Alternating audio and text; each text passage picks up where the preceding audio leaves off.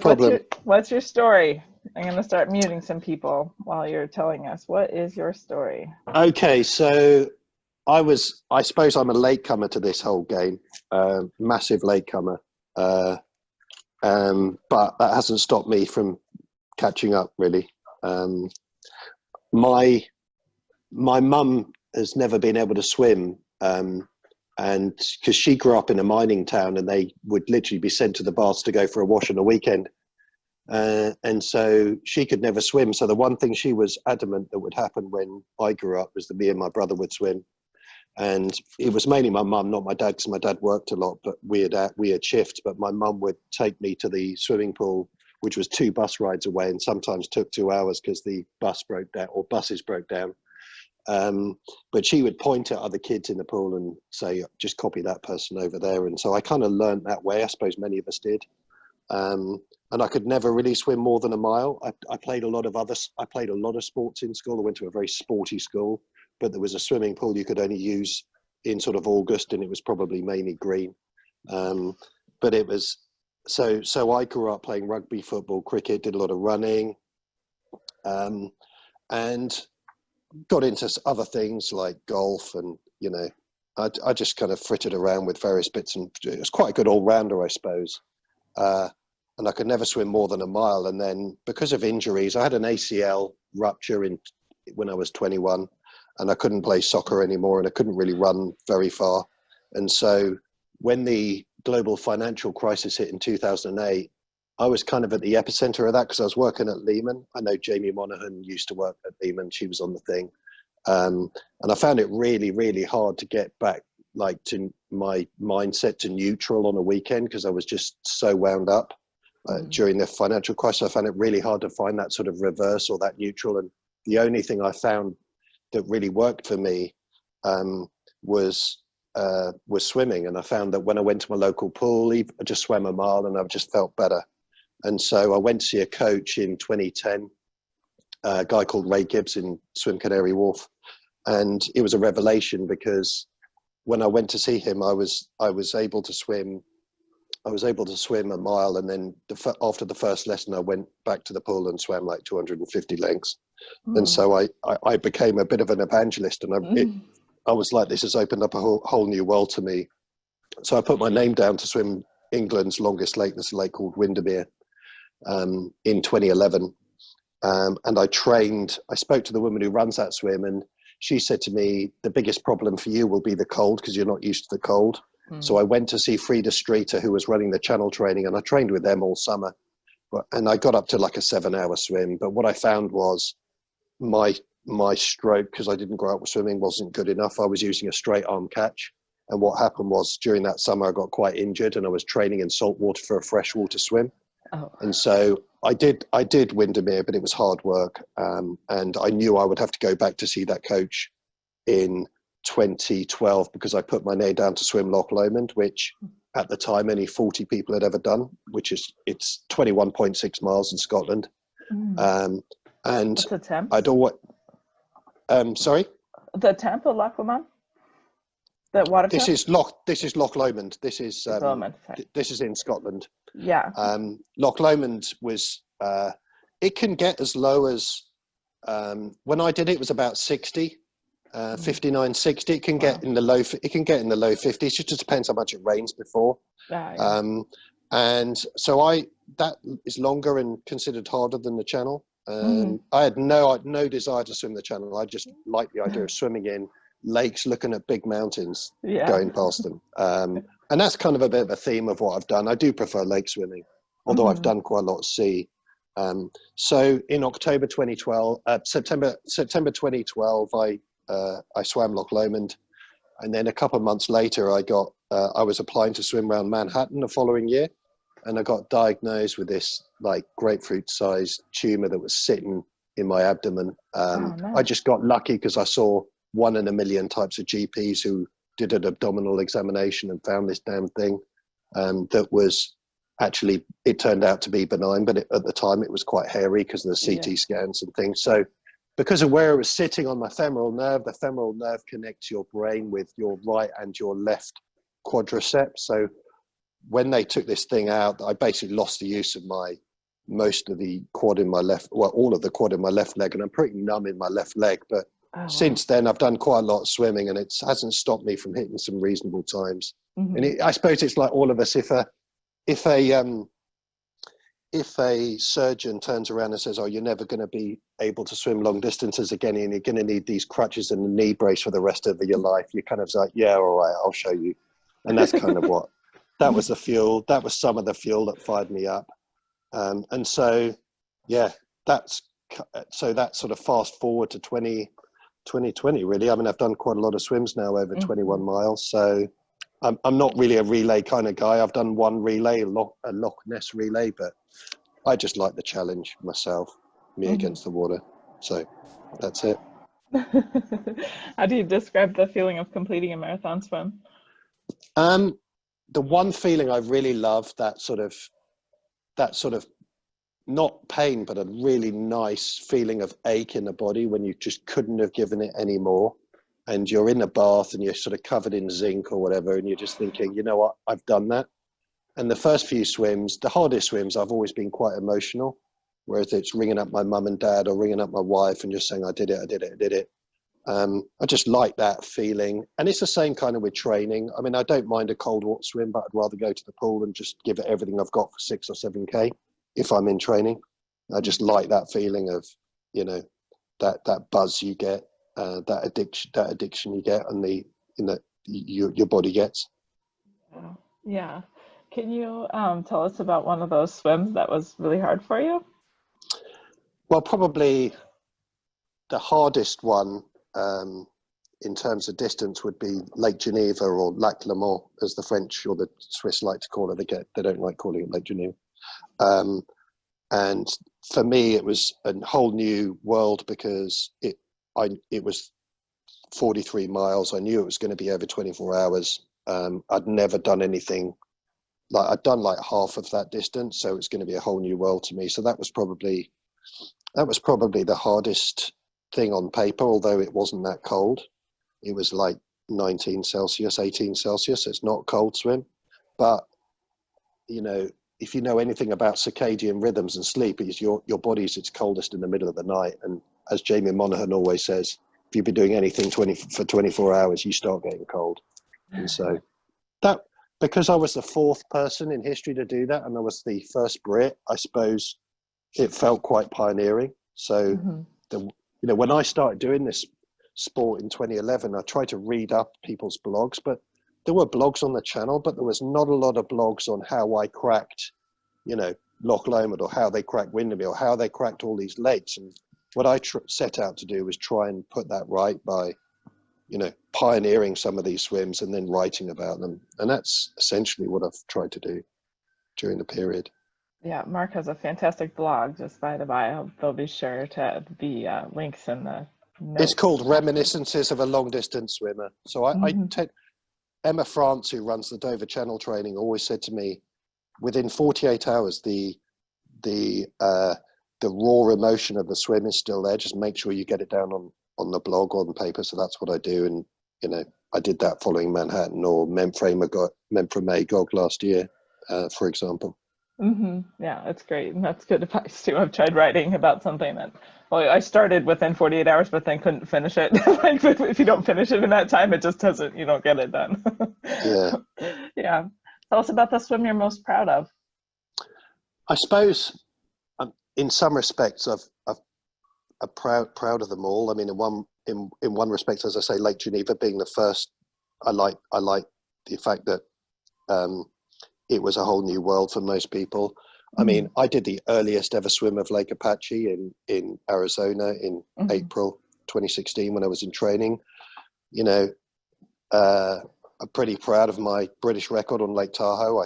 I had a good swim there. One of my favorite swims I'm proud of is pioneering getting the pilot sorted myself and pioneering my own swim from Lanzarote to Fuerteventura in the Canary Islands. That was just like a part of the Christmas holiday on the 27th of December a few years ago. But I was there with some friends and said, hey, I found the name of this pilot. Let's go and do this 15K swim across these straits. And And so in some respects, that, although that isn't the longest swim I've done, probably one of the swims I'm most proud of, landing that swim on a windy kite surfers beach in Fuerteventura. Yeah, I'm quite proud of that one. Yeah, that sounds great. Do you have any memories from that swim that you want to tell us about? Well, it was just across a place called the Bacina Straits in the Canary Islands between Lanzarote and Fuerteventura, and it's literally just there's some wildlife there, and it's you have to land it on a kite surfers beach, so it's it's quite windy. There's not many people who've done it, although they run an official swim every year in October. That was just something that I just decided to do on the 27th of December. Water was about 21. It was just fun. It was a fun day out with my friend Lucinda Bayliss and her husband Mark. And we just did it. And I bribed my children to be on the boat feeding, and they said they'd never do that again because they were quite seasick. Oh man. Is there anything you haven't finished? Yeah, I mean, I think Mark Spratt was there who's listening. I mean, in 2015, I came out and did SCAR. I was the first Brit to do the SCAR, whole SCAR thing.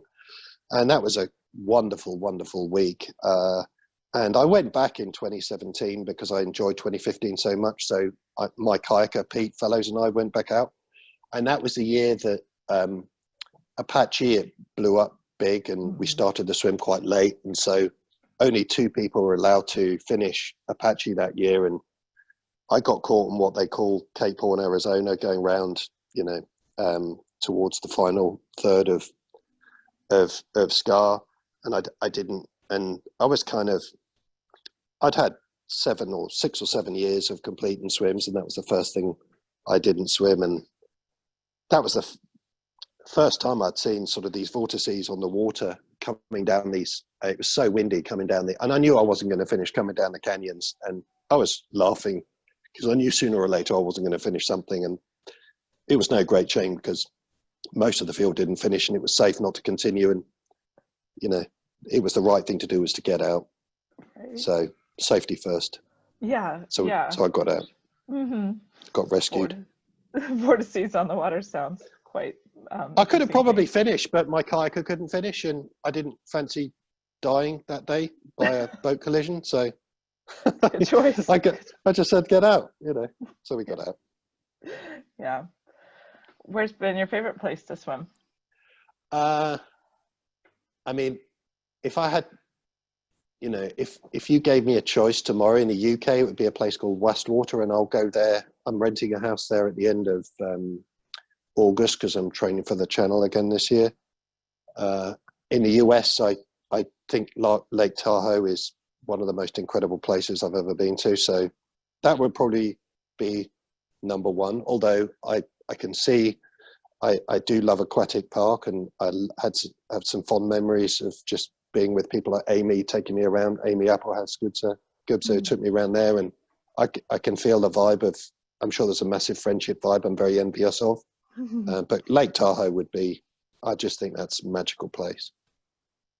Yeah. You tell us about your swim in Tahoe when you were there? Tahoe I gave a lot of respect to, because the only other Brit I knew who'd done it, Kevin Murphy, who swam the Channel a load of times, said to me, be very respectful of the altitude, and everyone had said to me, come early and be respectful. So I trained in this sort of chamber once a week for 4 months before the swim, because I can't run and I can't cycle. I was on a rower, on a Concept 2 rower, and it was a room that was deprived of oxygen. I think normal air is about 21%, and this was down to 15 or 16. So there were a lot of people sort of training for Kilimanjaro and the Himalayas, and I was in there on this. I was the only swimmer in there on this thing, and I'm glad I did that, because I respected that, and I got to Tahoe about 5 days early, and I never felt sick, although in the first couple of days I felt really lethargic. And so I pretty much just got in, fed every hour on the hour, and thumped it out in about 12:20 something, I think. It was just a magical place to swim. Whenever I felt thirsty, I just opened my mouth and drank the water, because I was told the water's so pure, and it felt so pure. So anyway, Yeah, that was a trip because I'd already met Amy in SCAR and her friend Gavin, and I'd also met Tom Linthicum, Reptile, who was the pilot. So it was a real sort of coming together of some of the people who I'd met on SCAR, like Dan Simonelli, who helped me on Catalina. And SCAR was the stepping stone for me for like a whole family of, a whole new family of people, because I'd done a lot of the British long distance swimming series. I'd done all of it, in fact. And I'd felt like I'd got like my UK family of swimmers, and it just opened up a whole US family of swimmers, which was just amazing. Yeah. Yeah. And I just love those multi-day events because you just, you know, you can just kind of bond with people a little bit each day. Yeah. So fun. Yeah. Tell us about Lake Memphremagog. So, Kent Nicholas after SCAR said to me, because I run a couple of swims in the UK, and Kent said, if you want to see how a great swim is run, come and swim the suck. So when I went in 2016, after doing Geneva, I went up to Tennessee and did that. And I knew Paula, and obviously Mark Spratt was there, and Kent came over, and there's Paddy Herman, there's quite a few people there. And just so happens that I was teamed up with Phil White. I'm sure that was intentional.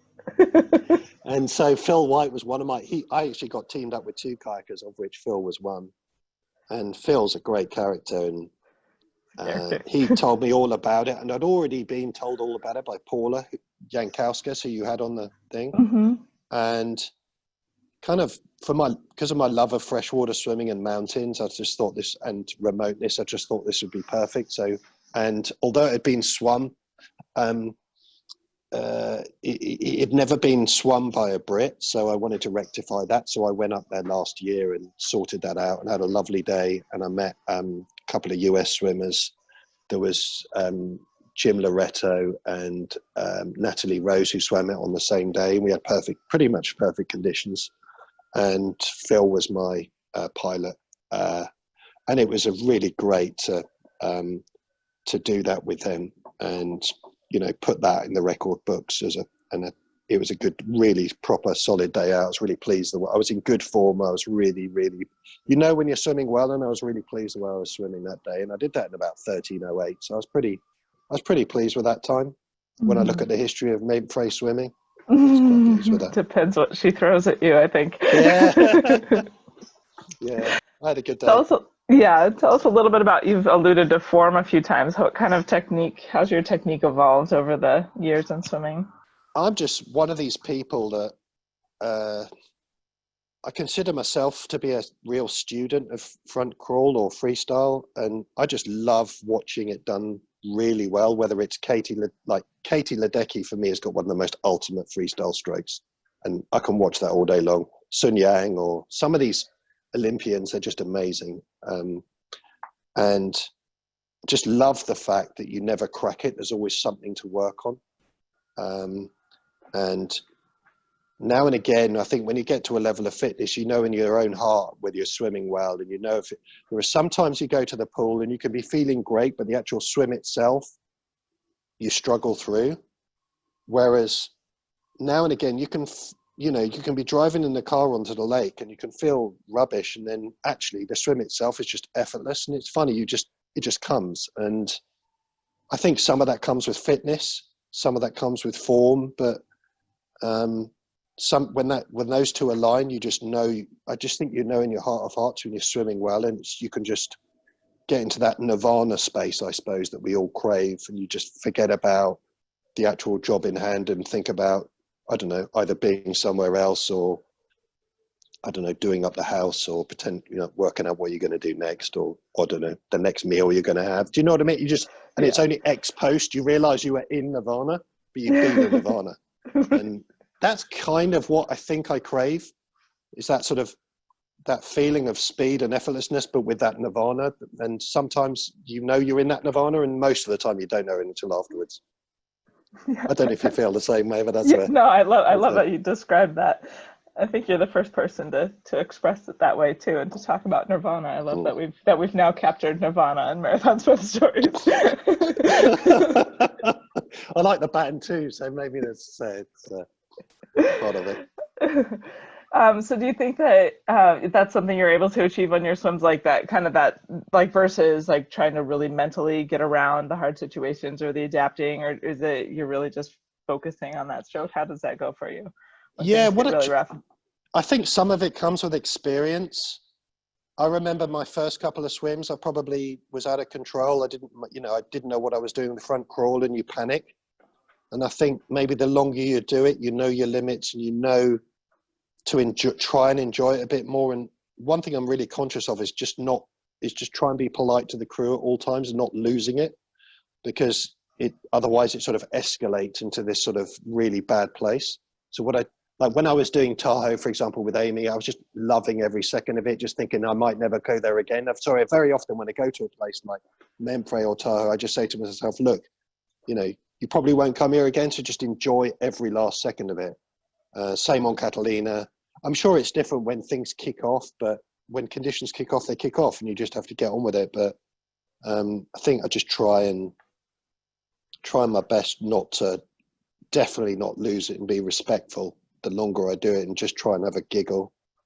I think that's, and there's been so many times where you're in the middle of a swim like Tahoe or others where you just go, I absolutely love this. And Phil White will tell you, there's a monastery about 2/3 of the way up Memphremagog, and I asked him to pronounce it, and he just completely bastardized the French language with this. And I said to him, I remember saying to him something like, you should be a French teacher. And we've been swimming for 15 miles. It's quite funny. Can't remember the name of that abbey, but he completely slaughtered the pronunciation of it, I can tell you that. And he's probably been past it 10,000 times. I know.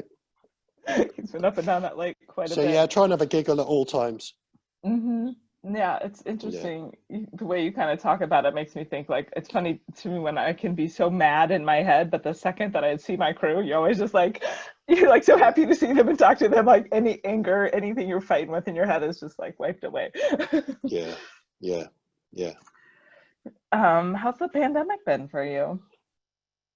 Well, touch wood. I mean, it's been fine generally. Me and my wife both work full time. We both continue to work full time. I work for the financial industry, and my wife's a teacher, and we've kind of muddled on. I think everybody's had their ups and downs. Overall, for a swimming perspective, I think it's been very useful. When I think about, if the question is how have you adapted to the pandemic with your swimming, it's, at the beginning of the pandemic, or when we came out of lockdown, you could only swim for an hour at a time in the lake, and the pools have all been shut.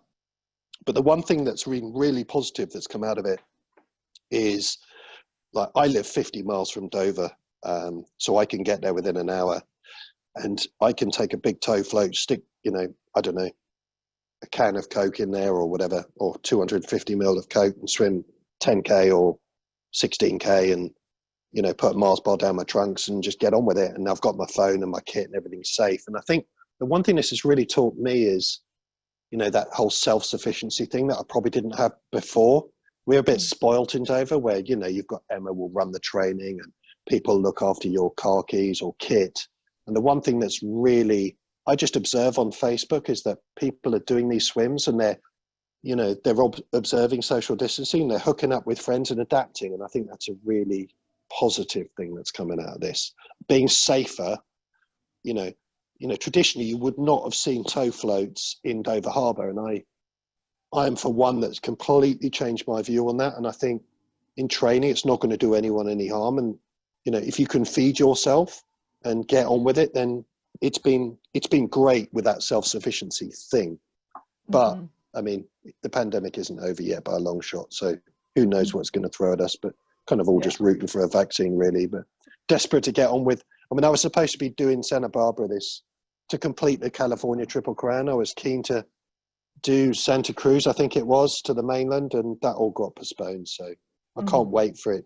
Personally, can't wait for it to get over so we can crack on with, some more of these, thumping out some of these US swims. Right. Yeah, it's I think Sarah Thomas said it in her interview, like the water will always be there, so we just got to stay safe, right? Yeah.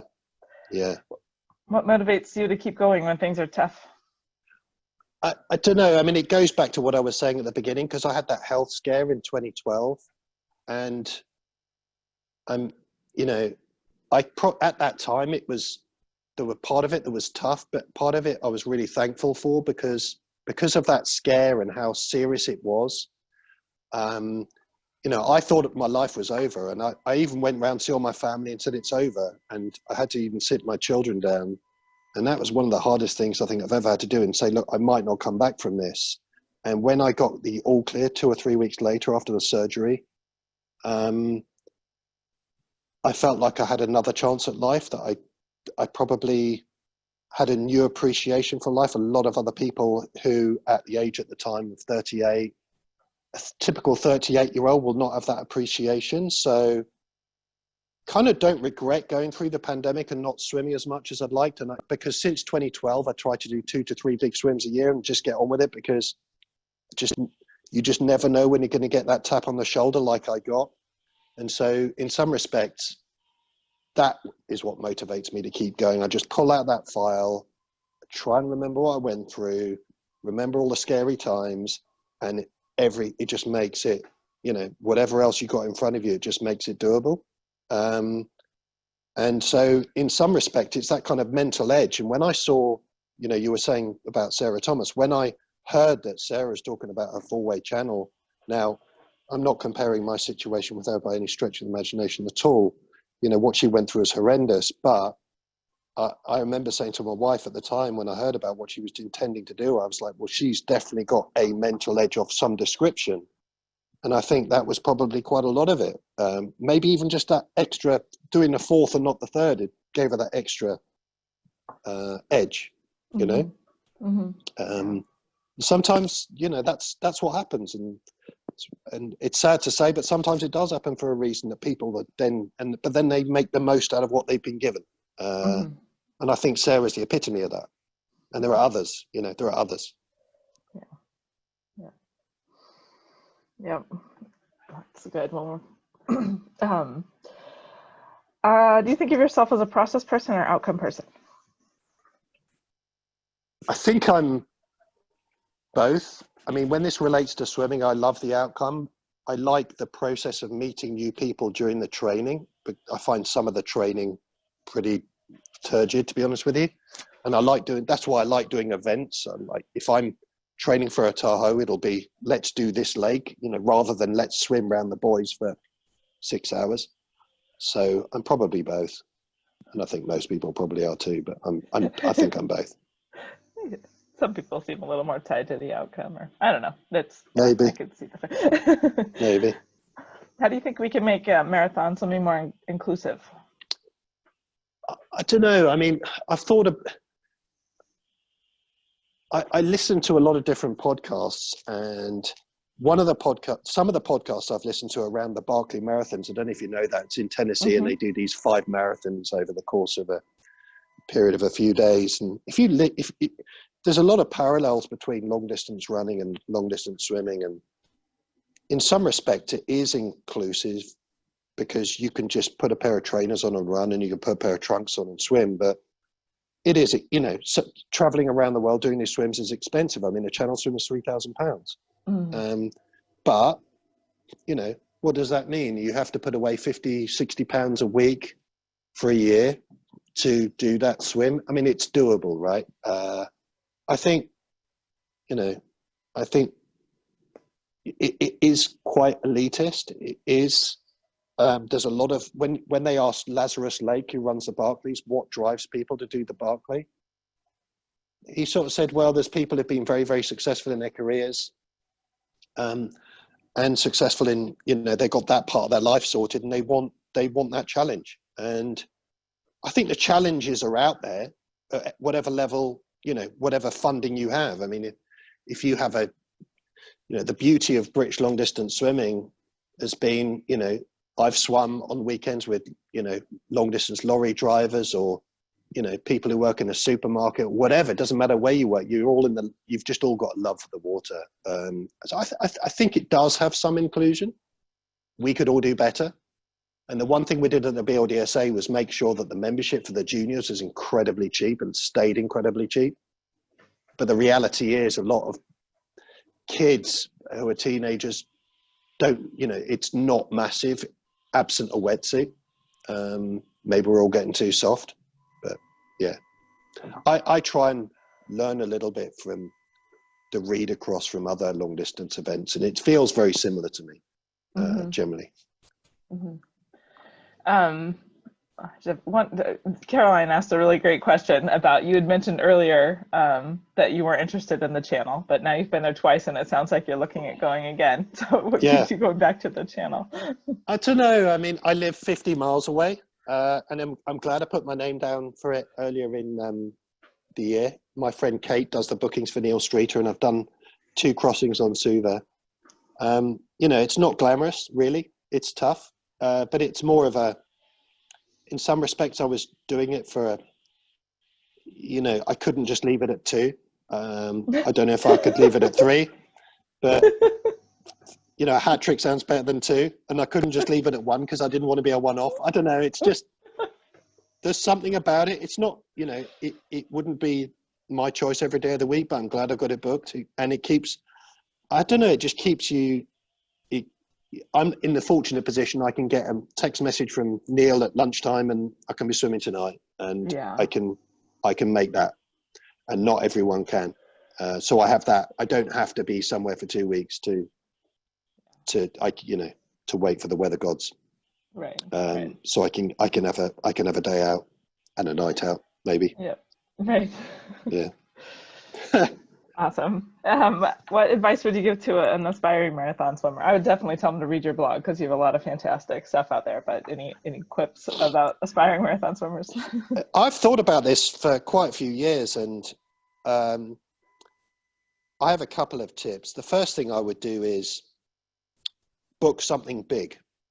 Book something that's really going to scare you, because you're more likely to train and set up the best practice to get there. And that might mean failure. Like, you know, that might mean, oh, you know, how am I going to learn from that failure? But what happens if you succeed?